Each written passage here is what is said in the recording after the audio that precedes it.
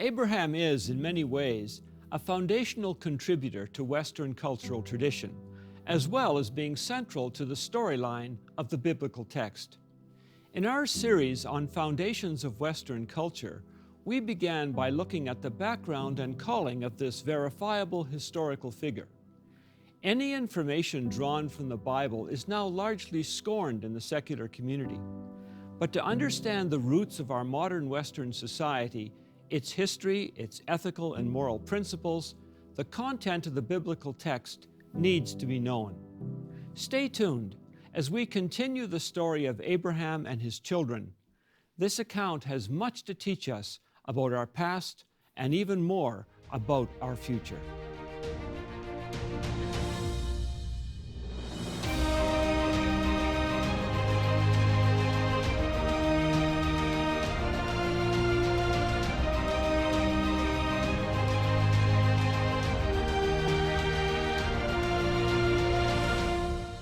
In our first program of the series, Foundations of Western Culture, the person known as Abraham was introduced.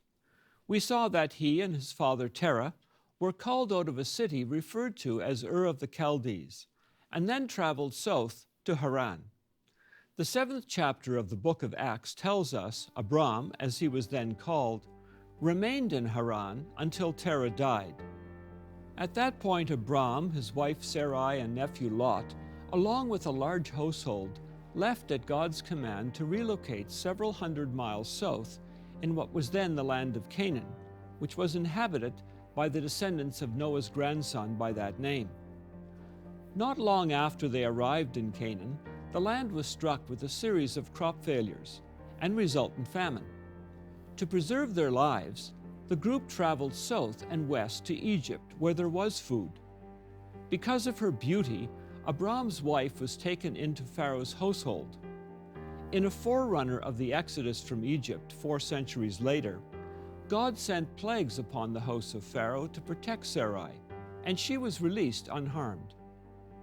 Out of fear of the God of Abram, Pharaoh expelled him and his party with great riches of livestock and servants that Pharaoh had bestowed upon him, and they returned to Canaan, where the land was once again productive. By this time, God had appeared to Abram on several occasions in the course of his journey, promising colossal wealth and the land that would be inherited by his descendants. The problem was that Abram was now in his 80s and had no children to inherit this promise.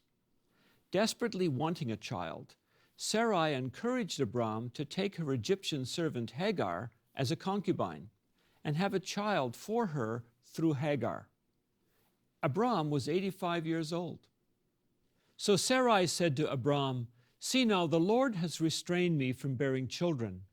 Please, go into my maid. Perhaps I shall obtain children by her." And Abram heeded the voice of Sarai. The result was the birth of a baby boy named Ishmael, a child Abram came to love. But the fact he was really her child and not Sarai's was not lost on Hagar, and great tension grew between the two women. The matter was made more intense by the fact that God told Abram Ishmael would not be the child inheriting the specific blessings related earlier. When Abram was 99 and Sarah 10 years younger, God came to him and changed his name to Abraham, meaning father of a multitude, and Sarai's name to Sarah, meaning princess. God now asserted that within 1 year, Sarah would have a child by Abraham who would be the recipient of the magnificent inheritance.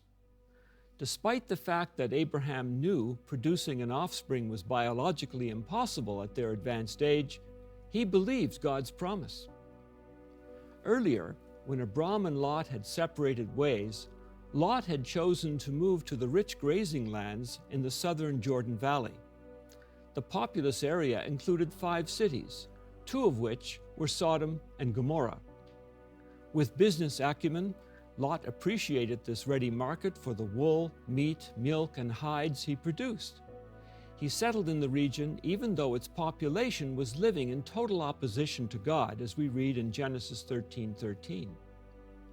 Years later, Lot had grown wealthy, and was a prominent figure in the area. And the Bible indicates he was trying to stay faithful to God even in a sinful environment. When God shared his intention to overthrow Sodom and Gomorrah and all the plain because of the inhabitants' sinful behavior, Abraham pleaded with God to be merciful in the hope of saving Lot and his family. His nephew was rescued by angels from the destruction of those cities, but Lot's descendants departed from God's ways over time. Abraham was both respected and feared by the residents of Canaan as he grew in wealth and power. There was trouble with an early Philistine ruler, but God protected Abraham and his household when Abimelech was captivated with Sarah's beauty and wanted to take her for a wife, even though she was near 90 years of age at this time. God was blessing Abraham because of his fierce loyalty to God. He displayed characteristics that God seeks, that of being absolutely trustworthy, obedient, and truly humble. He was also extraordinarily patient in waiting for God to do what he had promised. As we shall see in the rest of this program, the events that followed in Abraham's life were not only fulfilling the promises God made to him, but were very much a part of informing Abraham as to the future of the nation that was to come from him through his soon-to-be-born son Isaac. Nearly 1/3 of the biblical text is dedicated to foretelling future events. These prophecies are very important as warnings, encouragements, and evidence that the God of the Bible is indeed the only true God. Our offer this week, Prophetic Messages from History, outlines 3 great prophecies that foretold the future of Abraham's descendants. They were to be a witness of God's power and the results of following his way of life. The prophets tell of the blessings and power that would accrue to Abraham's progeny, and also warn of the national suffering and destruction if they rejected the laws that God had given them to live by. Here is how you can order your free copy of Prophetic Messages from History. Welcome back. God had promised that Sarah would have a son by Abraham, even in advanced age. And true to his word, their son was born. He was named Isaac, or laughter, because, as Sarah explains, God has made me laugh, and all who hear will laugh with me.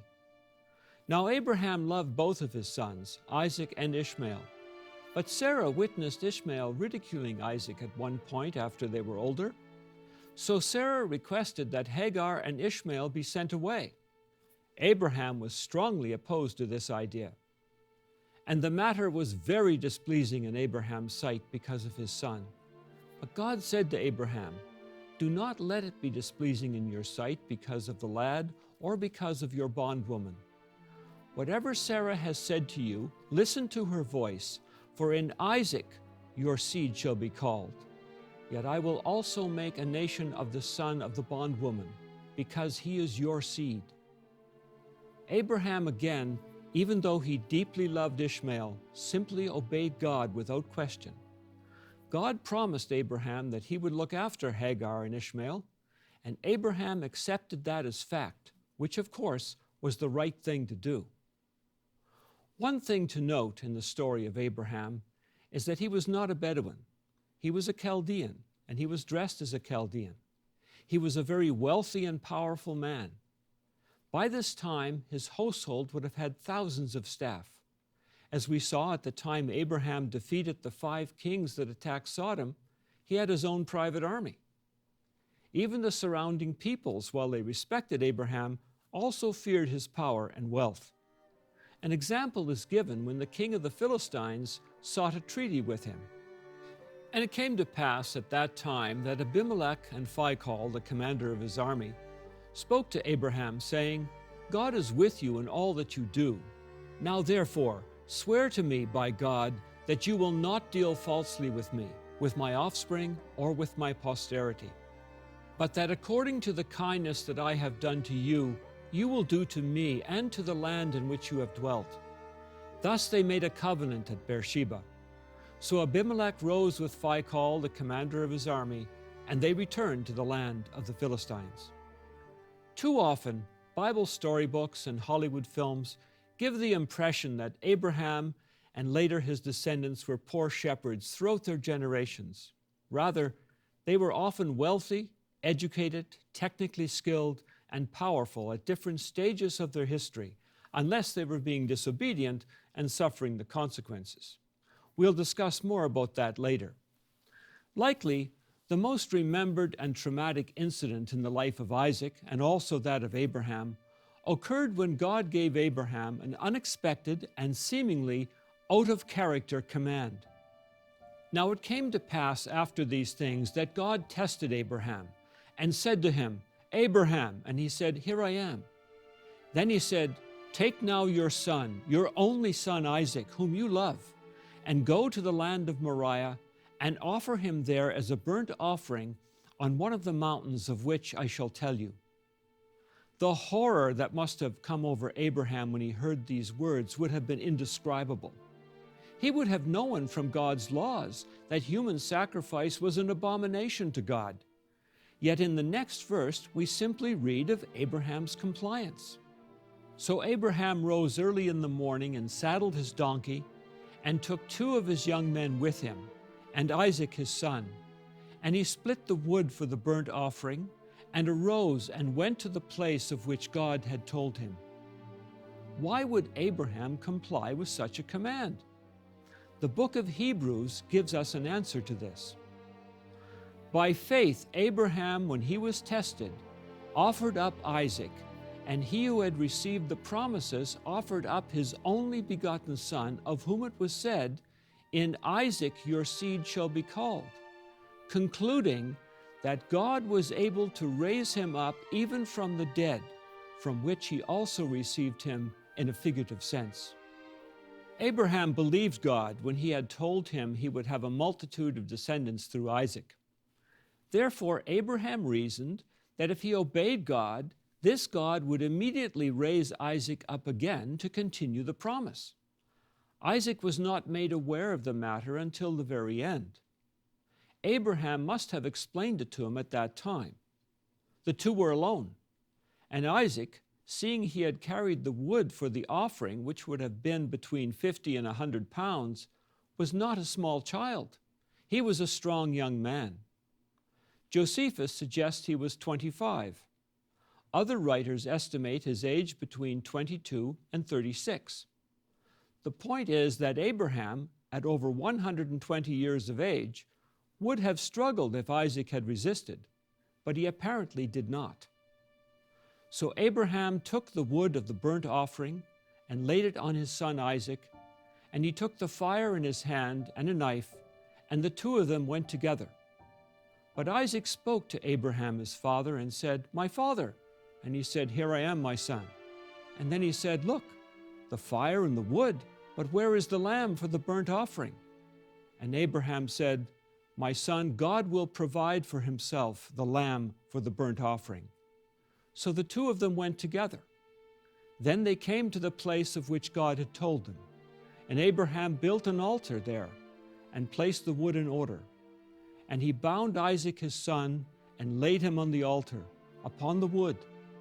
And Abraham stretched out his hand and took the knife to slay his son.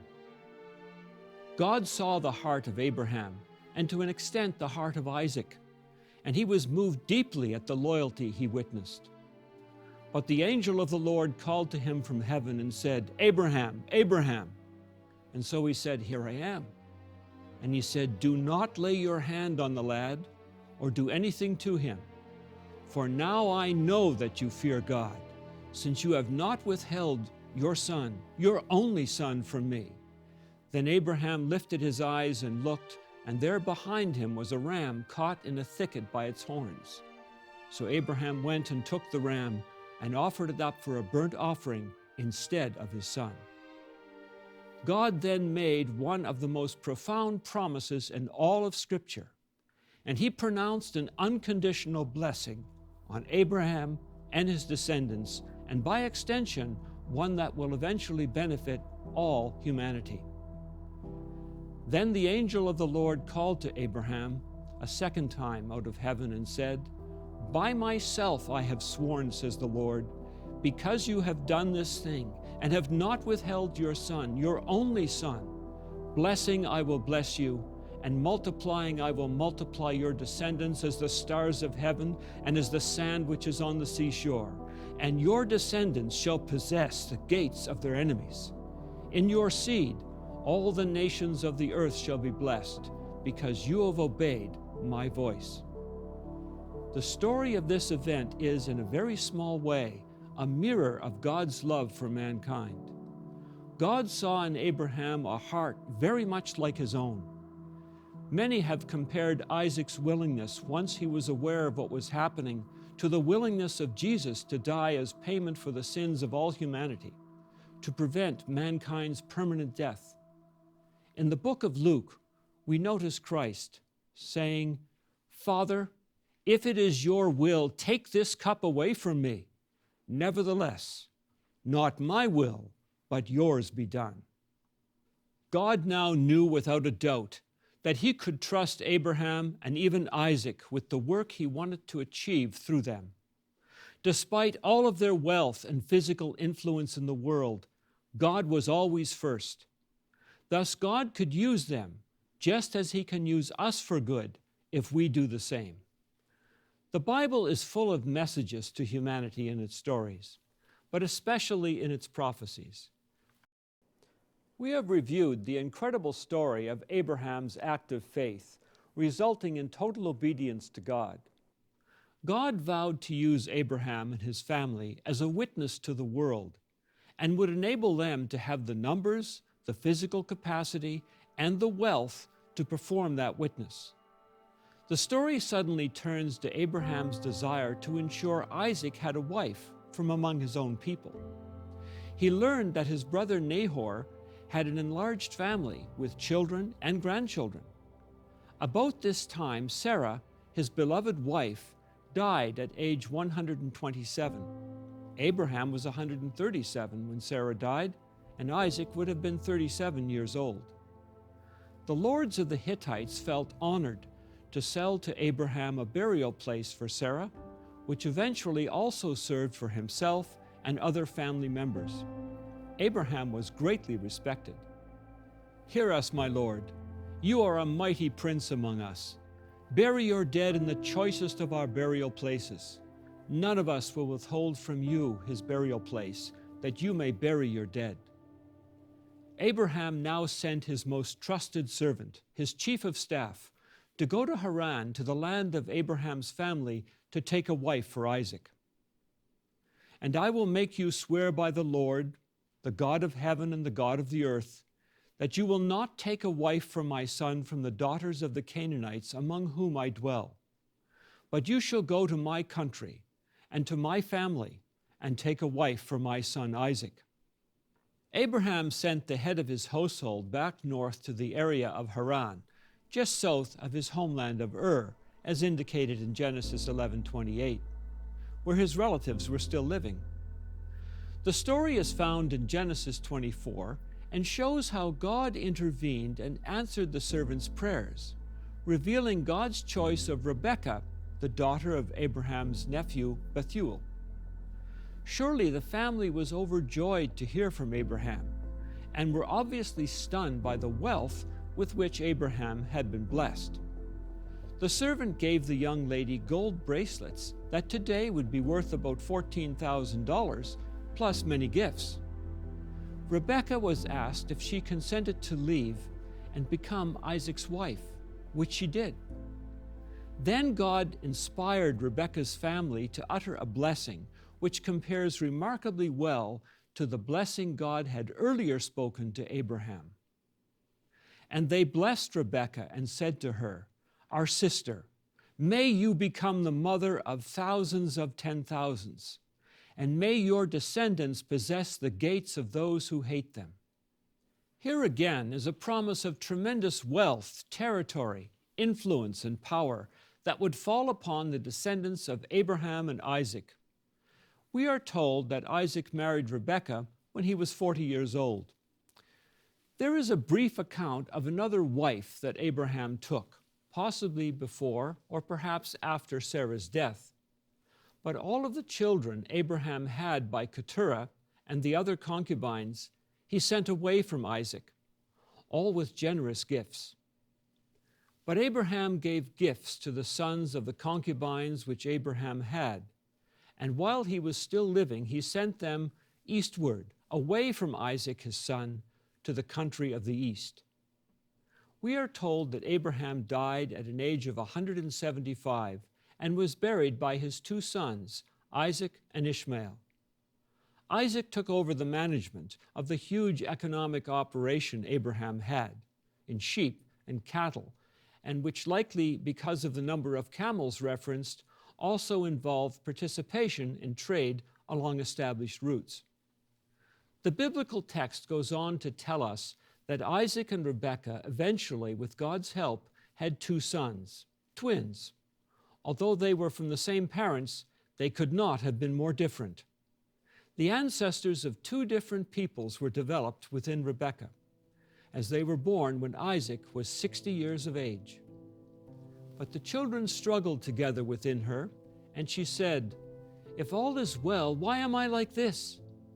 And so she went to inquire of the Lord, and the Lord said to her, "Two nations are in your womb.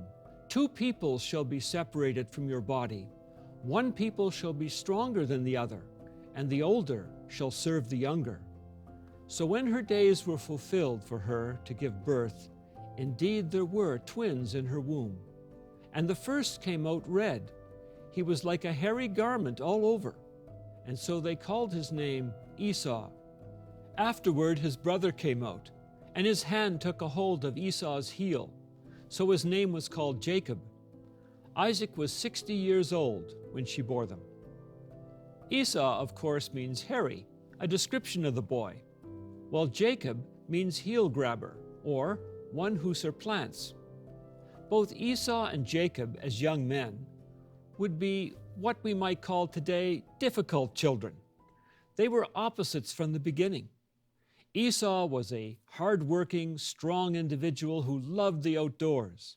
Jacob, on the other hand, was more of a refined fellow, likely into the management side of his father's massive enterprise. We are told that Isaac preferred Esau as a son, while Jacob was closer to Rebekah.